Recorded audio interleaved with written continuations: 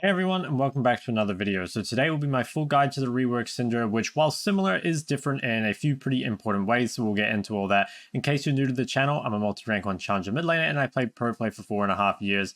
As always, everything will be timestamped below, so let's get into it. So let's start by telling you about Syndra's identity and how she's different after the rework. Syndra has always been a control mage that has strong laning phase, good gank setup, and really solid 2v2. In the team fight, she can just front to back, she can provide solid sustained damage, has a lot of CC, and then if an enemy squishy oversteps, she might find an opportunity to one-shot them with a flash ult or something like that. Her main weaknesses came from being immobile, being very weak from behind, and also generally getting outscaled or outranged by stronger late game mages like Azir or Victor. With the rework, her identity is mostly intact, I would say, and she was both easier to play and stronger than before. Initially, I thought that Syndra's lane would be significantly weaker, given that her Q went from a 4-second cooldown to a 7-second cooldown, which is very important for the laning phase. Previously, Syndra's lane was very much about hitting as many Qs as possible, and you'd have to hit like maybe 70 or 80% of them in order to keep up pressure on your opponent. It was kind of like playing a rhythm game, where you have to consistently hit no's for score, and if you couldn't do that, you would fall behind. However, after the changes, Syndra now has so much mana in her laning phase from her passive that while you can't spam Q as often as before, pretty much every combo that you do can be either a QE or a WQ instead of just a Q. So overall, you just don't have to harass as often to be ahead, and also it's a bit easier to hit the harass. I think if you are below Challenger, you will likely find Syndra's lane to be stronger than before, and if you were a Challenger, it'll probably feel about the same. The great thing is that now she has even better team fighting and is more useful from behind due to having even more CC in her kit with her E upgrade, and you also aren't as useless when you fall behind compared to before because you will still end up with extra damage from your R execute and also from your mini Rabadon's passive. While you can still be outranged late game, you'll at least do quite a lot more damage to the front line. All in all, Syndra's identity is pretty much the same, just the way in how she gets there is a little different, especially in the lane phase. Overall, she's significantly stronger, easier, and more forgiving than before, and right now she's ridiculously overpowered. Let's start things off with Syndra's runes. So even before the rework, Syndra had a lot of viable rune pages, and that still remains the same, but let's go through them all. So the first one is the Electrocute page. Personally, I think this is the best page in solo queue, the Electrocute Ignite. It really gives you a lot of damage early, and it still gives you pretty good damage late game. So for this page, you'll be going with obviously Electrocute as your keystone. Generally, you go Taste of Blood here, although you could go Cheap Shot if you were really sure you weren't going to take any damage in the laning phase, like you really don't need Taste of Blood at all. Get a little bit more damage with this. Personally, I think Eyeball is the best here. Again, you could go something like Ghost Power or Zombie Ward, but you kind of do have to think about them, and I think in solo queue, Eyeball is just like really easy to stack. Down here, I found again in solo queue, like because it's relatively fast paced, Ultimate Hunter to be very valuable just because it felt like a lot of the time, you know, if I had my ult up, I could get a kill, and without it, I was kind of just like waiting for it to come up.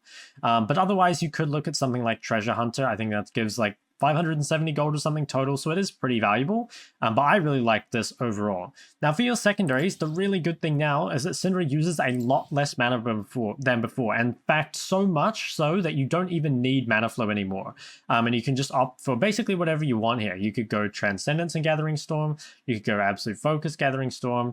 Now I would say don't take Scorch. It's really difficult to proc Scorch on cooldown now just because your cooldowns are a lot longer than before, and you just don't have, you're less of like a constant poking champion that's looking to scorch them on cooldown. More you're looking for like short burst trades. It honestly kind of reminds me of something like LeBlanc, where you kind of trade like once or twice per wave, and they're kind of bigger trades. So I don't think Scorch is as good at that.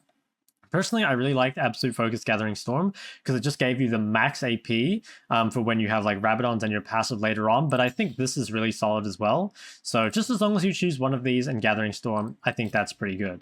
For your little runes down here, I think Attack Speed is probably the best. Like it just makes CSing a lot easier, and obviously you can weave in orders to your trades. And then Adaptive Force and kind of a defensive just based on the matchup. If you need armor or NMR, or if you want really greedy scaling, you could go for health as well. Our second page is the First Strike page. This page overall has by far the most scaling, and is honestly probably the page that Syndra's going to end up going with in competitive. I do think it's a little worse than Electrocute in solo queue, at least in my opinion, but honestly it is still really strong. So for this page, you'll be looking to get as much gold as possible. Go for the First Strike, Magical Boots. You could take Stopwatch here if you're planning on building a Zhonya's or something later, but Magical Boots is really nice because it allows you just to rush towards that first item really fast without having to spend any gold on tier 1 boots. Now here you actually have a lot of choices. All three of these are good. If you're finding mana management to still be troublesome, you can go Biscuits just for a little bit of extra max mana, but honestly, I really don't think you need it. But perhaps like when you're still new to Syndra, you might find it useful. Now, DMAT can be used. Honestly, I didn't find DMAT to be that useful. You can use DMAT to kind of either DMAT cannons for roaming, but I don't think that's like super what Syndra wants. You can also use it just for making clearing waves a bit easier, but again, I don't really think you need it. Personally, I found Futures Market the best just so you can really lean into this playstyle, just getting your items as quickly as possible and kind of like accelerating yourself ahead of everyone else. But I guess if you don't want to have to think about this at all, like you can just take something else. Cosmic Drive is clearly the best here. It's just, sorry, Cosmic Insight is clearly the best here. There's just, yeah, the other options kind of aren't very good anymore. Fuel secondaries, again, we'll be taking either Transcendence Gathering or Absolute Focus Gathering, and of course the same shards as before. Next, we have some sorcery pages, so you can actually run sorcery with Airy, Comet, or Phase Rush, and they all have different use cases. Personally, I still think these are inferior to the Electrocute and First Strike pages, but I'll just like kind of walk you through them and why people are using them. So Airy is used for a pretty strong lane. Like people go Airy against melee champions because you can proc it a lot. And obviously, if you're running Airy, you probably want to combine it with Scorch, but the thing is, you just really can't proc this as often as you would like to really get a lot of use out of it. So personally, I'm not a big fan of this, but obviously you will be wanting to take Mana Flow, like the other options just sort of suck. You could go Transcendence or Absolute Focus here, it's kind of up to you. I guess like Absolute Focus for a little bit more lane power could be good, but really, I don't think it's a huge difference. If you're going Airy, I think you do want Scorch just because you're really leaning into that early game. You could do something like this, but at this point, I think you're kind of just spreading yourself too thin, and I'd prefer to optimize towards a different playstyle instead. For our secondaries, though, we will be taking Magical Boots and Cosmic Insight. There's not really any reason to swap these. You could maybe swap Magic Boots for something else, but like you don't really need the extra mana or sustain from this. And I don't think Futures Market is amazing with Airy, so yeah, I would probably just go with this if you're going to go with this page. Now, I personally think if you are looking to go for something really early game, if you're against a ranged champion, so like Airy's good against melees, obviously, because you can proc it easily. If you're against a ranged champion, you could go for Comet, but again, I would just prefer to see Electrocute here. But this kind of fits, like, if you're trading with QEs or WQs, like you'll be able to hit Comet most of the time, and it does give you a little bit of power early game, but again, I really just think it's not as good. Now, Phase Rush actually is pretty solid. I think most of the time you don't need this, but the kind of times you could run it is if you're against like a really heavy melee comp, you have a lot of champs that you can kite out. I honestly think in solo queue, I would just take Ghost or something instead, but if for some reason you're forced into taking TP, you might want to take Phase Rush instead, but again, it's really like niche cases. Like I'd take this maybe like 5% of games or something, so it's, if you want to just stick to the standard builds, it's really just not that big a deal. One last page I will quickly mention is the Spellbook page. I don't think this is that useful in solo queue, but the main reason people take Spellbook is so that they can take Cleanse while still taking TP. So if you're against some really heavy CC and you want to get both, it can be good. It's honestly a rune that's kind of geared more towards competitive play, and I feel like First Strike will get a much more usage there anyway. I guess another reason you might take Spellbook is if you're in a very difficult lane where you can't really proc Electrocute or First Strike, so if you're like massively outrange and you just want to get extra sums instead, that could be a thing as well. But really, this is another one, maybe 1% of your games you're looking to take something like this. I think overall, just go Electrocute if you're not sure, maybe First Strike if you want more scaling. I think those will be the best. You can really think about the other runes if you want to get super specific about it, but I just think the Electrocute page for solo queue overall with Ignite is the most solid. First Strike plus TP for more scaling, those are definitely the best. Syndra's items overall are very similar before. There's a couple little differences, but we'll get to those. So for your starting items, Doran's Ring 2 potions or Corrupting Pot. Most of the time you'll be wanting to go Doran's Ring 2 potions. You can bully a fair amount. The only time you'd really want to start Corrupting Pot is if you're against a lane with extremely heavy pokes, so stuff like Azir or Xerath or Victor, you know, these sorts of champs where you're taking a lot of damage. You can also start it against some champs that are like, kind of, I call them like poke all-in champs, you know, stuff like LeBlanc, where they don't quite have enough damage to all-in you, but they need to poke you, and then they can look to all-in you, so staying at high HP against those champs is really valuable. And you can combine that with TP as well if you need it for the extra sustain. But most of the time, just go Doran Ring 2 potions and Corrupting Pot if you feel like you really need the sustain. For early buys, it's pretty much the same as every other mage. If you didn't start with Corrupting Pot, you probably want a refillable pretty early in the game. The sustain really adds up. Darksteel, of course, is extremely efficient, really good on pretty much every mage, and especially with Syndra, because you're going to get the mini Rabadon's passive, as we'll talk about later. Extra AP is obviously very, very nice. Boots should be picked up in most lanes. If you're not taking magical boots, you should probably look to get them. They're just really valuable overall. The movement speed helps a lot with dodging skill shots, kiting out melees, just moving around the map, and it's a really good investment for only 300 gold. It's not really worth giving up a spike for it. Like if you're choosing between buying a full Lost Chapter and buying boots, definitely go for the Lost Chapter. But like Dark Seal plus boots, for example, is a really good component buy that you can look to get. Now, Blasting One. This is an interesting one because Syndra, she uses a lot less mana than she did before, so you don't actually have to rush directly for Lost Chapter. You don't have to just buy Lost Chapter components either. If you get a Blasting One base and you want to go something like Blasting One plus 2 amp tomes, just to buy as much damage as possible, honestly, that works. It didn't really used to be a thing because it would just be so mana gated that it wouldn't matter, but now you can definitely itemize raw AP. I think it's still better to go for Lost Chapter if you can get it. Obviously, it's just like, you know, you have pretty much unlimited mana. This literally gives you unlimited mana and the ability haste on top of it to keep spamming. So if you can get Lost Chapter, definitely go for it, but you can also look to stack just raw AP. Your defensive items are going to be Seeker's Arm Guard and Merc Treads. Again, with Syndra's mana changes, these have been buffed quite a bit because before, a lot of the time, even when you'd want to buy these, it feels like you kind of couldn't just because you didn't have the mana. Like if you bought these, sure, you wouldn't die anymore, but you wouldn't be able to pressure your opponent at all. So if you're against like heavy AD all-in champions, you can look to go Seekers, especially if you're going to be building Zhonya's second. The only thing with this is you need to be careful not to buy this against kind of AD poke champions because normally they aren't looking to all-in you and you will be able to trade back against them anyway, so it's kind of a waste in my opinion. You know, champions like Akshan and Lucian, I don't think you need this against, but against, you know, Zeds, Talons, etc., it's really good. Merc Treads is really good against APCC mid jungles, so you think of your like LeBlancs, Lissandras, plus like an AP jungler as well. Now, if you just need MR, you should probably just buy the Null Magic Mantle instead, so you don't actually get any more MR for fully upgrading it. You're really paying for the movement speed and tenacity. So if you just need Magic Resist, you can just buy this and sit on it until later. But if you do get value out of the tenacity as well as the Magic Resist, then look to buy Mercs. Can be really useful in a lot of lanes, as mentioned before, like Zoe, LeBlanc, Lissandra. All of these, if you're not taking cleanse, Merc Treads are really, really valuable. Our boot options are Mercs, Sorks, and Lucidity boots. As we said before, Mercs are very good against teams that are heavy on AP and CC.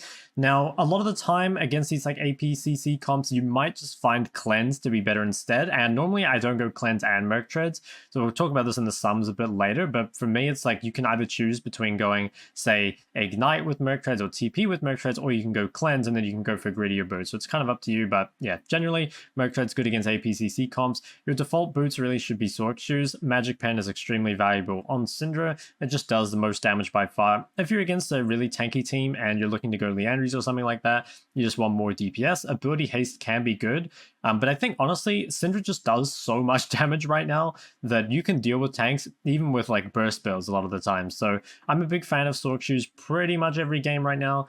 But I guess there are some opportunities for you to buy Lucidity boots, but if you're not sure, just get Sork. For our standard build on Syndra, we're going to start with Mythic and Tier 2 boots of our choice. Most likely it's going to be Lud and Sorks to give you a really strong power spike in the early game. Our second item is somewhat situational, but most of the time is just going to be Shadow Flame. After that, we'll normally want to be picking up Rabadons and Void as our third and fourth items, kind of in whichever order you need them. So if you just want more AP, you can go Rabadons. If you really need Magic Pen, you can look to go Void before Rabadons, so we could just swap these around. Really, it just depends. Rabadons is going to be more damage most of the time, but obviously if they just have a ton of magic resist, you're kind of forced into buying Void stuff. Our sixth item, again, is somewhat situational. I think Sonya's is a pretty good last item, but we'll talk about situational items down here and some other things that you could kind of fit in there. Now for our second standard build, this is something that is a bit more unique to Syndra, is that you can actually look to go Rabadon second instead of Shadow Flame second. So the reason is that if you can get enough AP from other sources, so stuff like Gathering Storm, Eyeball Collection, Dark Seal, stuff like that, and also your passive, it's going to give you enough AP to kind of justify a Rabadon second. This obviously just gives a ton of damage, but it is kind of hard to itemize just because it costs a lot of gold, and the spikes themselves being like needlessly large rods as the components, they're very expensive, right? But if you're ahead, if you have a lot of AP from other sources, you can look to go Rabadon second. Another thing is that even when you're going this build up here, if the enemy team has so much magic resist really early in the game, you actually just can go Void second. And normally when you go Void second, you kind of want to go Rabadon's third anyway. So You wouldn't do something like here where you go, say, Luden's Void Shadow Flame, because by the time you're at 3 items, Rabadon's is normally just more damage anyway. So this is a build that you can do as well. The TLDR is basically if you have enough AP, you can go Rabadon second. Also, if they have a lot of magic resist, just go Void Staff second and then itemize a Rabadon's third. After that, we can again just pick up situational items of our choice. We only have a couple alternative mythics and the use cases are pretty easy. So obviously Liandry's is really good against tankier teams. If you're against a lot of health stackers and you really just don't think you can burst them down, you just want DPS instead, Liandry's is really good. It can also be a nice option if your team just has a ton of AP. You feel like you're not going to get any value out of the flat magic pen from Ludens. So basically it's an anti-tank, like anti-HP item, and it's pretty solid. Like Syndra has really low cooldowns in the late game as well. So it honestly fits her pretty well. I do think like Ludens is better in general, but this is solid too. Crown, I'm not really a big fan of Crown, honestly. I feel like it's better to go like Ludens and then Zhonya's rather than to go like Crown and then Rabadon's or something. I just don't really like Crown as an item, but I do think it's a bit easier to play. You know, like if you aren't going to use your Zhonya's or you just like want really like tons of survivability, I guess you could go something like Crown Zhonya's, but it feels like it's just unnecessary. Like you do enough damage and have enough self-peel to kind of keep yourself alive most of the time, as long as you position correctly. So I think it's kind of a bait item and I don't really like it that much. And finally, we have our situational items. The first one being Magi's. So Magi's, it is pretty situational, but in the right situations, it's really, really strong. So when you've got full stacks, it's giving you a ton of AP, it's giving you movement speed, and it's very, very cheap, which is all things that are great. However, the thing is, whenever you lose Magi stacks, it's very, very bad. And upon upgrading it, it's not amazing. So I pretty much only upgrade Magi's when I have like 8 to 10 Dark Seal stacks, and I'm pretty sure I'm not going to die. If you ever buy Magi's and die like immediately after, it's honestly kind of close to game losing. Like it's a lot of gold that you lose for that. So be very careful about when you upgrade Magi's, but if you're sure that you're not going to die, if you can position well, if they don't have a lot of threats, Magi's is an extremely powerful item, and just like look to pick it up if you have high stacks in your Dark Seal. Oblivion Orb is honestly just pretty terrible on Syndra. So even though you're AoE, it's just you really need AP on Syndra just because like of all the multipliers and just like the amount of damage that you deal. So you can almost always reduce more healing just by either killing your opponent or just by dealing more damage by buying better stats. And Oblivion Orb stat wise is just not really the best. So I would really never buy this unless like you 100% needed it. I really think it's better on just about anyone else on your team. And I definitely would not upgrade it into Morello. Shadow Flame is our next one. So while this is in the standard build, I do think it's somewhat situational just because you can skip it for Rabadons if you really need to, and also like you can replace this with a defensive item. So these defensive items here, Zhonya's and Banshees, like we buy Zhonya's against AD heavy teams when we really need the Zhonya's active against something like Jarvan or Zed or even Fizz, and then we buy Banshees for similar reasons if we need defensives against AP heavy teams, or if we really need the shield for something. So all these items here, Shadow Flame, Void, Zhonya's, and Banshees, these all can take the second item slot. And I much prefer, if you need a defensive item, it's much better to replace Shadow Flame than it is to delay Rabadon's and Void by more. So if you really need a Zhonya's second, you just get rid of Shadow Flame and then continue your build as normal. Again, if we need Void second, we replace Shadow Flame and then we can build normally after that. So just like keep going Rabadons. Yeah, as we said before, Void is a bit situational. If they have a lot of magic resist, you can buy it very early in the game. The thing is, Void technically is a situational item even in the standard build, but at least in my games, by this point in the game, everyone already has magic resist. However, I've seen a lot of coaching sessions that, especially in lower elos, people definitely don't buy magic resist as often. So you can just skip this and buy bigger damage items. Like you could buy Cosmic, you could buy something like Horizon Focus, or you could even just buy defensive items. So ultimately, I think if you stick to these builds, it will mostly be fine, but your real situational items are just these ones here. Like you can pick up Zhonya's or Banshee as your second item. You can also pick it up as your last item. You might need Void versus Magic Resist, Shadow Flame just for flat pen, and Cosmic Drive really just fits in where kind of you run out of other items to buy. You know, like if we really don't need a Void, we could just go say Ludens, Sorks, Rabadons, Cosmic, Zhonya Banshee or something like that. You know, it just kind of fits in when you don't really have anything else to buy. Syndra's summoners are very straightforward. You'll be taking Flash 100% of the time, and then your secondary choice kind of depends a little bit on your runes. I think if you're taking First Strike, you should probably just go Flash TP pretty much 90% of the time. It's just going to give you the most scaling, allow you to farm and really scale up into those first 2 items. I think if you're running Electrocute, your choice is probably, again, just going to be Ignite. So Flash Ignite, Flash TP, definitely your standards. Some other things you could consider is you could take Ghost if you are against a really heavy melee comp, Exhaust against Assassins, Barrier against Assassins works too, Cleanse against like heavy mid-jungle CC, so like Lissandra, Ahri, Zoe, stuff like that. You can get away normally with having, say, Ignite and Merc Treads, or you could take Cleanse instead. It's kind of up to you. But yeah, personally, I think Flash Ignite if you're going Electrocute, Flash TP if you're going Burst Strike. Other than that, it's kind of situational, but honestly, you could just go these most of the time and it'll be fine. Syndra's abilities have changed a little bit post-rework, so let's go through them. Starting off with the passive, Syndra can collect up to 120 splinters of wrath. This is the stacks that you can see down here.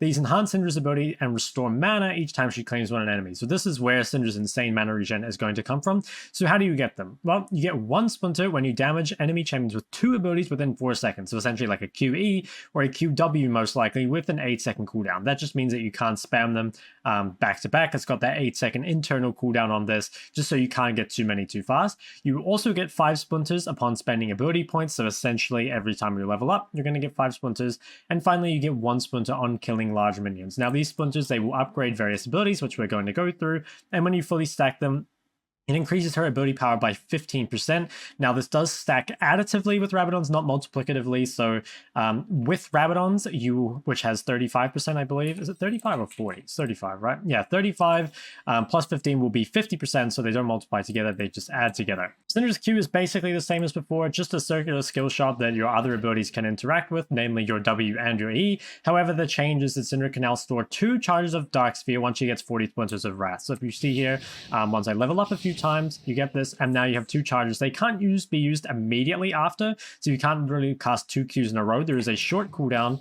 You can see it generates charges, and then there's a slight delay between those 2 charges that you can cast. Syndra's W is a point-and-click ability that can be used to pick up either your Q or minions and monsters. So you can see you can pick up the Scuttle Crab here, and basically when you throw it at a target, it will deal damage. As I said, this does work on your Qs as well, which can be used to throw them and deal damage. Now, when it's upgraded, it does additional true damage. So if I give myself some more levels here, you'll see that upon reaching 60 stacks, the ability will now deal additional true damage, which is a very nice little chunk of damage on top. Syndra's E is a cone skill shot that knocks back enemy targets and also knocks back any Qs that you have in the area.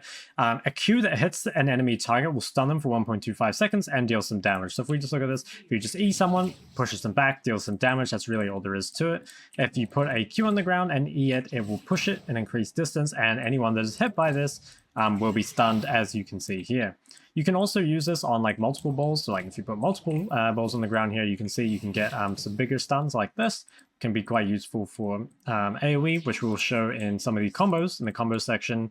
And obviously, when this is upgraded, the ability's width is increased. So you'll see when I upgrade it, it's going to increase the cone size and slows enemies for 70% for 1.25 seconds after they're stunned. So very, very strong. Gives you a ton of CCs. If I just give myself some levels here to kind of upgrade, 1 more needed. So you'll see now that the cone size has increased by a lot. So you can, if you have lots of balls on the ground, you'll be able to get even bigger stuns. And then after I stun this guy, if I look at his movement speed, well, actually dummies don't have movement speed. But anyway, he's slowed for 1.25 seconds after his stun. Syndra's ult actually has a bit more text on it than it used to. So first off is that it has a passive. The passive is that Dark Sphere, which is your Q, gains an additional 10 ability haste for each rank of Unleashed Power. This essentially means that later in the game, your Q cooldown gets lower and lower, and it makes it easier to have low cooldowns without actually having to build any ability haste. Obviously, the active part of this ability is that Syndra will just point and click nuke the target. So if you can see, you just are the target, point and click deals damage. Now, it does more damage depending on how many spheres are on the ground. So if you can have more Qs on the ground like this, you will see that it also picks up these orbs when you cast it and deals additional damage. And there's also lots of combos you can do with this. For example, you can E after for big stuns, but we're going to go over this in the combo section. But all you really need to know, obviously, it is a point and click nuke, and it does more damage with more spheres on the ground. When it's fully upgraded, the ability will execute enemies below 15% HP. So you can think of it kind of like a collector passive on steroids, where it's just if the enemies get below 15% health, they just instantly die. And for your ability max order, you you will be wanting to max Q, then W, then E, and obviously putting a point in R whenever you are able to. One thing that has changed a little bit is on Syndra before, you used to go, like in your very early game, you would go like Q, E, Q for your first 3 levels. This isn't as important anymore, and I would instead just go Q, W, E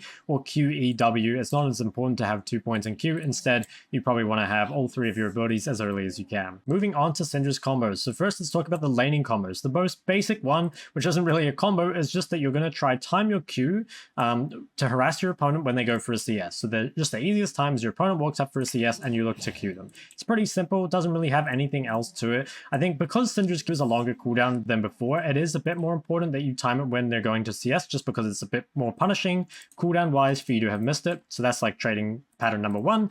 Our next one is trading with QE. So you can easily just, again, same principle, when someone comes up to a creep, or just like when they're in a position where they're easy to hit, you can QE them. This is really nice, obviously, because it's going to give you a stack here. It's also going to restore some mana, and obviously it's just a really solid trade. If you have time, you can look to weave in an auto attack, which is really good because obviously you can proc electrocute off it like this. Even if you don't have electrocute, some of the time you'll be able to get an auto attack, but you don't want to overchase too much and then take a ton of damage in return. Another trade that you can look to go for is just to WQ someone, so you can pick up either a ball that's already on the ground, or you can just pick up a creep, and you can use this W to slow them first, which can help you hit your Q. Again, gives you the stack. Follow it up with an auto attack for electrocute if you want. So those are going to be your main trading combos, just the Q on its own, the QE, and the WQ. Now you can combo everything together, right? Like you can easily do something like this, where you QE, auto, and W, and get another auto in and disengage. Like if you want bigger trades, you can do that. Just the problem with that is, like, one, obviously you're not getting anything else extra out of your passive. The second one is that you're kind of using all your abilities at once rather than using, like, say, QW and QE. And another problem with it is because that trade takes quite a lot of time, is you can take a lot of damage in return. So basically you're only ever going to go for this when your opponent doesn't have anything to hit you back with, really, and you just want to get a lot of damage in, or if they're already low and you're kind of looking for an all-in. Otherwise, just trade with a QE or trade with a QW. The next one I have to bring up is the EQ combo. So this actually doesn't work anymore. If you guys remember before, if you place the Q at the very end of your E like this, it would actually get pushed afterwards. But they fixed this and it doesn't work anymore. So I just want to bring that up because you would sometimes trade with that. But if you ever want to do a combo like that now, it's just going to have to be a QE instead. There are also a couple of W tricks to be aware of. So the first one is that when you use your W, Syndra actually casts it from behind her. So as you can see here, it's cast from behind. So when you throw it, it takes distance, including that extra time from it going behind you. So what you normally want to do is when you pick up a creep or a W or whatever, is you actually want to turn around so that it's facing the other way and then W, just because it's a little bit faster. It's honestly not too important when you're just using it on its own, but it is going to be important for the WE combos that we're going to talk about in a little bit. So that one's really important to be aware of.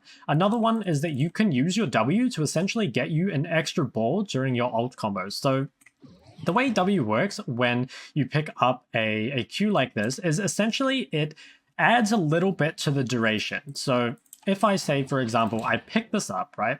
I'll wait till it's about to expire. So you can see it starts shaking, it's about to expire. If I just hold it in the W, it doesn't matter how long I hold it for here. When I W, it'll last for just a little bit, then it's going to disappear. So what you can do is when you're doing your ult combos, you can get an extra ball with that, which I'll show you in a second. It also means that if you just Q and then you instantly pick it up and W it back down, it's still going to last like the duration, essentially, right? It's not going to instantly expire.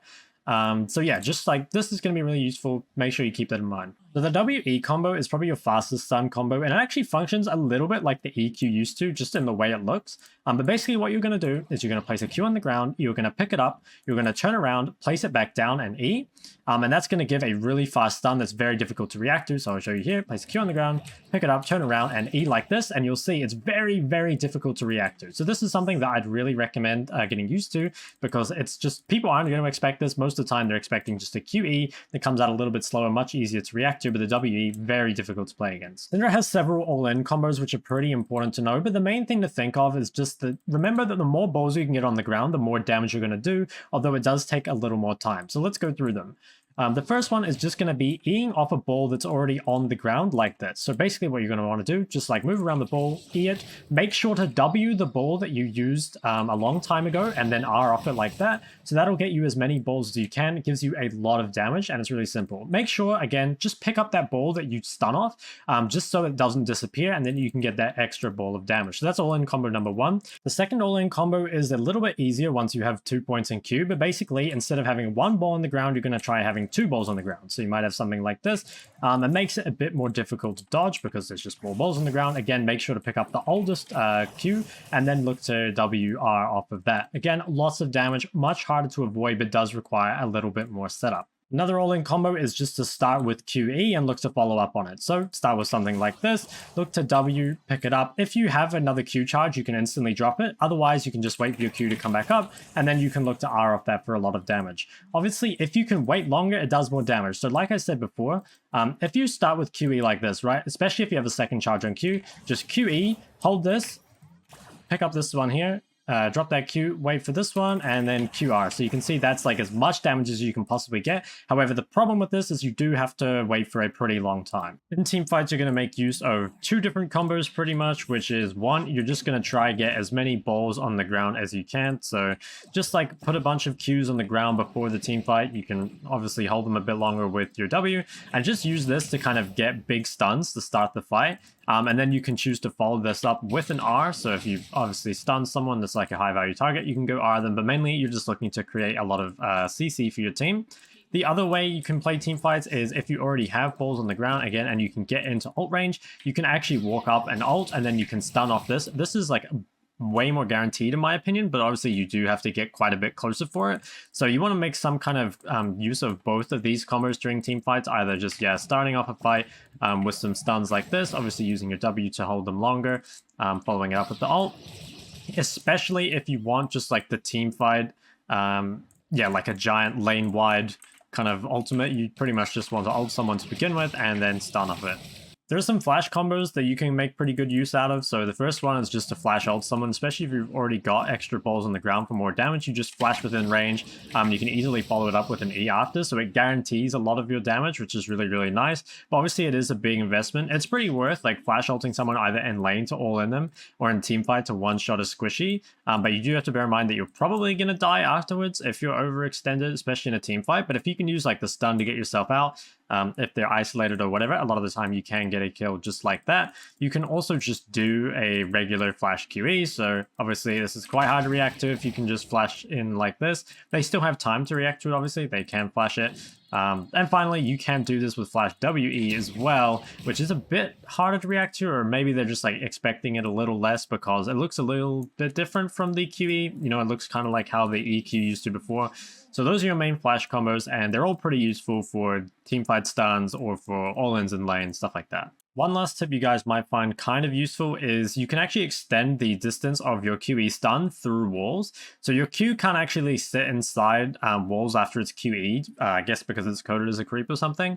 So it'll always go outside the wall, and you can use that to cover a bit of extra distance. So it's not quite the same as like Zoe's E, but if you just see here, like a normal QE from Syndra here, you know, covers about this distance, and you can see clearly this is like quite a bit longer than that. But if you QE through a wall like this, if you get the angle right, I believe it's about here, you will be able to stun your target through it, which is obviously a lot further, but you do have to be kind of like careful with this. Like I would recommend trying it in practice tool because the angle at which you cast it can be a bit finicky. You know, like for example, if I cast right here or maybe right here, like sometimes, or maybe actually if I go like just a little bit further away, like sometimes, yeah, it'll end up going like places you don't exactly expect it to. So not all the time, but yeah, definitely worth something coming into, I mean, yeah, definitely worth coming into practice to and trying it out for yourself. But the main point is that you can use these really long walls to get longer stuns if you get the angle right. Syndra's laning phase is probably the part of her game that's changed the most. So as I said at the start of the video in the identity section, previously the way you would lane was pretty much you just needed to Q your opponent whenever they would go for a creep. And then when you were kind of like looking for the kill, that's when you would start doing stuff like QE or W, just because those were so mana intensive that they weren't that worth using outside of, you know, like going for kills. And also the keystones that you would play with before, you know, stuff like Airy or Comet or whatever, these would kind of lend towards more just of like a poke style, as opposed to like more burst trade style, which is definitely what Syndra is now. So you're going to see now with the mana changes that while I will still be harassing my opponent with Q when he goes for CS, I'm going to be looking for a lot of QE trades or WQ trades, trying to get that passive, trying to proc electrocute and stuff like that. So the great thing is Q is very cheap, although it does have a long cooldown, so you need to be a little careful of that. It is much longer than before. Another great thing is that Syndra will play most of her lanes now fairly similarly. Before, you had a very big difference between how you play like melee lanes and how you play ranged lanes. But now on Syndra, you can actually play most of your lanes somewhat the same. So you can see here, just going for a standard 3-wave crash. Looking to build these up. This will give me creep advantage, give me level advantage. I can look to harass my opponent. And then after these 3 waves crash, it's going to bounce back to me, and then I should be able to freeze with my advantage and look to kind of extend it more from there. So you can do this in most matchups. I'd say the matchups that you maybe can't do this sort of stuff in would be some very strong range champions early, like Victor or Azir or something. Against those champs, probably need the wave a little bit closer to you, and you're looking at something like Corrupting Pop plus TP instead. But yeah, so far, just looking for harass when I can when he comes up to a creep. I try and make it so he has to choose between getting the creep or, you know, taking some damage, which is going to slowly put me ahead. You can see here, this was one of the games I was testing Scorch, and it actually did end up making the difference eventually, but I still wasn't like super happy with it. It didn't do that much, wasn't super impressed with it. So you can see here, this is one thing you can look to do. So a lot of the time, if you don't want to start with WQ, you can start with QW, and you can use the threat of them dodging your W to just allow you to hit another auto. So you see here, it's like if he just like runs away in a straight line, then he's going to get hit by the W, right? But if he jukes, then I can hit him with an auto, so either way I proc electrocute. You do need to think about proccing electrocute quite a lot if you are taking it, in the same manner that if you take first strike, you really need to be thinking like, how can I burst as much as possible like during this window? Like playing around the keystones honestly is quite important. Yeah, he dodges out. It's kind of annoying, but I crashed 3 waves here. I am going to go for the ward. It might have been better to get this ward a little bit earlier, but ultimately it's sort of whatever. I am still going to get to harass a little bit under tower, do some damage here. It's always good if you can get harass under tower as long as you're safe while doing so, because it's normally kind of free in terms of the 1v1, but it is kind of scary if they have like a strong ganking jungler or something like that. Managed to dodge out the combo here, and you can see now that I've built up a fairly significant advantage, I would say. Like, I have a fairly good health lead, and the wave is pushing to me. So this is the real beauty of like the 3-wave crash into bounce, is that you use those first 3 waves to build your advantage.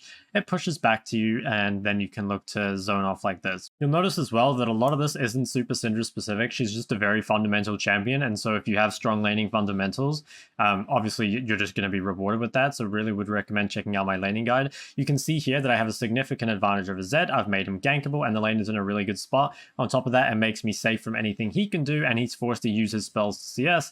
So basically, my wave control means that I'm just in an amazing spot here.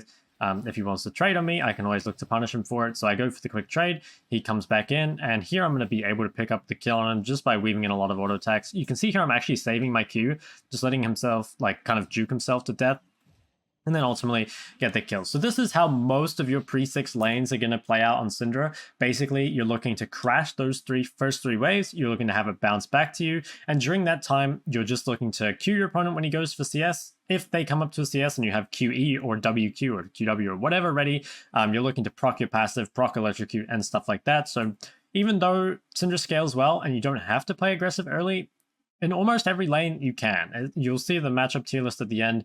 The most lanes are actually quite good for Syndra now, especially with her pretty much unlimited mana regen. For your post-6 laning, it's actually quite similar to how Syndra was before. Mainly you're just looking to poke down your opponent a little and then try and find all-in. So you can see here laning against Akali, just trying to get her a bit lower. It's really important to know your all-in threshold, and generally you'll be able to all-in people from about 60% HP, but obviously it does kind of depend on what champ you're against.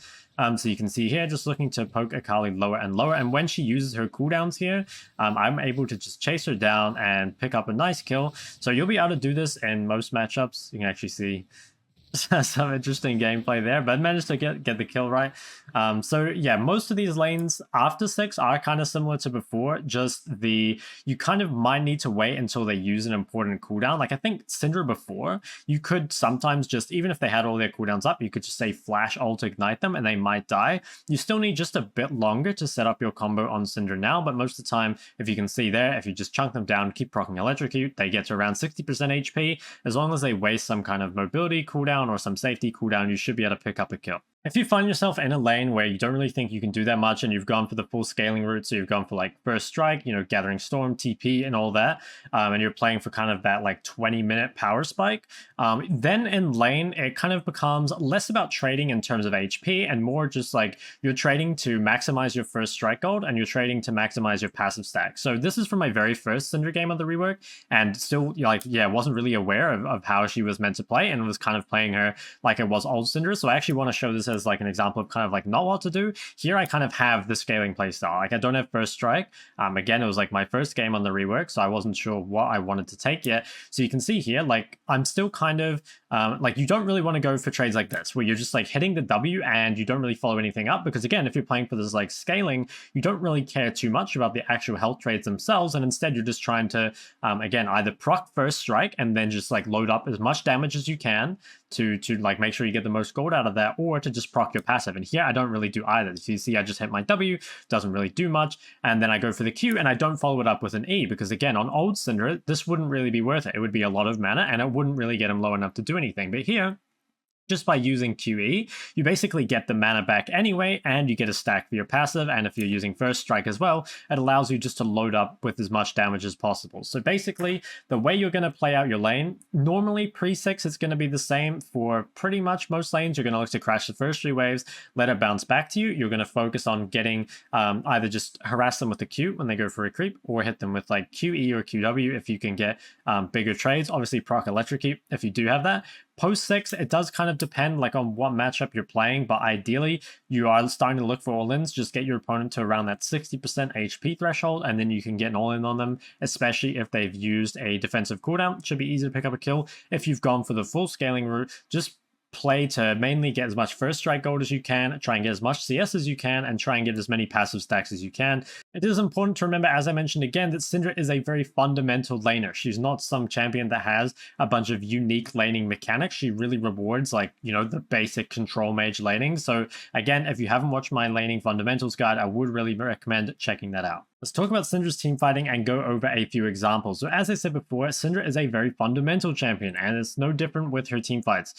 She's a traditional control mage, most likely wants to play front to back, put out as much damage and CC as possible, and obviously if you can hit priority targets, that's great. So what you're kind of thinking is, okay, I want to get a lot of balls on the ground, I want to stay behind my teammates. If I can get a big stun, that's really good, and if one of their priority targets overextends, you can look to hit them. So take a look at this team fight here. You can see I'm just playing behind my Maokai, looking to do as much damage as I can. You can see when I get into range of this Yuumi, I'm able to stun her and then follow it up with an ult. She's kind of the highest value target at the moment. So this is kind of like an example, I guess, of like a really easy team fight, or like a really straightforward team fight of Syndra, where I'm just like really fed. I have my team in front of me. I'm like out of range of any of their threats, and it's super, super easy. So this is kind of your textbook team fight, right? So let's go over a couple other examples that are a bit more difficult. So this team fight here will show you a couple of mistakes that Syndras normally make, and also just things to kind of be aware of. So this game, they have a really fed Evelynn. So I'm thinking, okay, whatever I can do to make Eve less useful is pretty good. I'm going to focus everything on Eve, but also I still have to play the rest of the team fight, right? So here, I look to just like go for a stun straight away. Now you have to be extremely careful with this, and this I would say is a mistake. So Syndra's stun is by far the most important part of her team fight. Not only because a stun, like especially like an AoE stun with lots of balls, creates a lot of impact, you're also extremely vulnerable when stun is down, and it has a long cooldown. So the way Syndras use their stun in team fights, typically just an Alt-E, or again like a stun at the start, but the way you use them is the difference really between a good Syndra and a bad Syndra, and if you waste it like that, it's really bad, and you'll kind of see that Here, I go for the ult on Eve. I actually think this is fine. I trade my ult for Eve's ult, and because Eve is really fed, this is actually fine. You can see here, we're looking for the engage because we know Eve doesn't have it. If I have stun here, Kai'Sa instantly dies. Instead, I don't have stun, and I try and stun after. So again, my stun has been kind of wasted. Now, I think my positioning is also a little off here, so if you look, remember that we want to stay like mostly behind our team, right? But here I'm actually essentially in the front line. My tank Renekton is not here. And basically I'm right at this point, I'm in front of my entire team, which is generally not good positioning. And you'll see I'm actually lucky enough not to get punished for it. A Darius flanks, but I managed to get out and don't get ulted by this Yasuo. So this is extremely lucky and I would highly recommend not being put in this position. But okay, I managed to get out of it. And how do I recover? Immediately run behind the Renekton, right? Get behind your tank, get away from their kind of threats to you, and just looks to keep DPSing. So here, just looking to hit whichever targets I can. Here, Yasuo is higher value than Darius. The Yasuo is squishier. He's level 16, does more damage as well. So I managed to kill the Yasuo first, and then I look for the stun on Darius. So the fight ultimately ends up a win for us, but honestly, I think it was pretty poorly played for me, and I made a lot of the mistakes that I think Syndra's normally make. You know, I think obviously I've gotten like quite a bit better at this, but to kind of like those main mistakes that people make: one, bad positioning, like being way too far up in the front line; two, wasting your stun is probably the other big one. Just like while it's on cooldown, it doesn't get any value. I'd say three is people normally ult the wrong target, but I think my ult there was actually fine onto Evelynn. But let's go on to another example. This is a good example of a team fight when I'm behind. So here, it's 16 minutes, I've only just picked up my Ludens, and I'm 0-2-4, and I'm not level 11 yet, and also I have first strike. So I'm just like relatively weak at this point in the game. I definitely haven't hit my stride yet, but let's see what we can do. So Syndra, definitely not as useless from behind because she has a lot of CC, right? So you can see I get to stun onto multiple targets here, which is just allowing my team to play. Again, I'm standing behind my team, and even though Zac is here, it doesn't matter too much because Zac's not a huge threat to me. He flashes in, but you can see there's like no follow-up damage. If I were over here and Zac flashed on me, I would probably instantly die, right? But instead, I'm like behind my team. I'm far enough away from the threats that it's actually fine. And all during this time, again, just making sure not to take damage, staying behind people, trying to put out like as much damage as I can. Here, I maybe could have hit Kai'Sa, but I felt like I could just kill Zac and then it wouldn't be a problem anymore. So this fight is really interesting because I think compared to that last fight I just showed you, I was actually like way less fed in this fight, but I played it a lot better fundamentally. And you can see like I managed to have a lot of impact despite being very far behind, and I took basically 0 damage in the fight. So to kind of summarize these 3 examples, the main thing you want to do as Syndra is you want to front to back behind your team. You're looking to put up like as much damage in CC as you possibly can without dying. If you can, you want to ult a priority target, but like your focus is mainly to keep yourself alive. If you can flash in and like 1-for-1 with someone who's way more fed than you, like if you're a 0-5 Syndra and you flash ult to kill a 10-0 ADC, obviously it's worth it, right? But most of the time you just won't need to do that. So just look to ult someone and then E off it, or just make sure your stuns are going onto high value targets. Again, would recommend checking out my team fighting fundamentals guide because I think Syndra is a strong fundamental champion, but try and like number their threats 1 to 5, like 1 being the most important, 5 being the least important, so you know who to hit. And kind of consider as well Now, which targets are actually a threat to you? Like maybe you only need to care about a couple of their members, like in this fight here. I don't really need to care about the Zac. I just need to stay away from their more threatening champs, like in the Kai'Sa and the Zed. The Syndra matchup tier list, I think, looks something like this. Now, bear in mind, because the champ has just been reworked, I haven't played literally every one of these matchups, but the main differences are really that, one, Syndra has a lot more mana than before, which means that a lot of those champs that kind of won by attrition, so champs like Vlad or Akali, stuff like that, those are quite a bit easier than before. And also just like these kind of like melees that Syndra sort of ran out of damage against, so again, like Kassadin and Sylas, like now Syndra can keep poking them and it's actually fine. So those matchups have all become easier.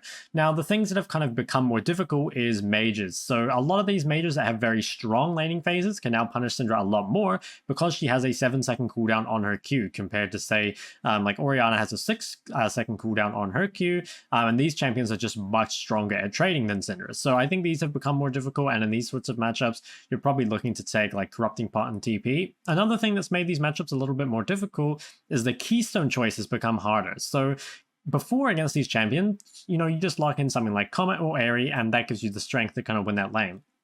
Thing is, Comet and Aryan Scorch are a lot weaker on Syndra now, and these champs are kind of long range, so it's a bit difficult to electrocute them. And if you take First Strike against them, they can easily proc First Strike before you normally because they've got longer range again. So these champs are kind of annoying now, and I could definitely see this being a bit problematic for Syndra in competitive. But I think you won't run into these champions a ton in solo queue, but yeah, it's certainly a thing. I think the assassins that didn't really care about your mana before, like Aurelia has enough sustain no matter how much mana you have, so I don't think that's really made a difference. This remains really a super mobile champion, and something like Fizz that has a lot of gank setup and a lot of mobility is always going to be a really annoying champ to deal with. And again, the mana changes don't make a huge difference to this matchup. I would say the one thing is that you can a bit easier itemized defensive stats because you don't need to just rush for mana, so you can build a bit more defensive stats, but I think these still remain a little difficult. Another note about the tier list is these are mainly for the lane and not so much for the rest of the game. So a champion like Veigar is very easy to beat in lane, right?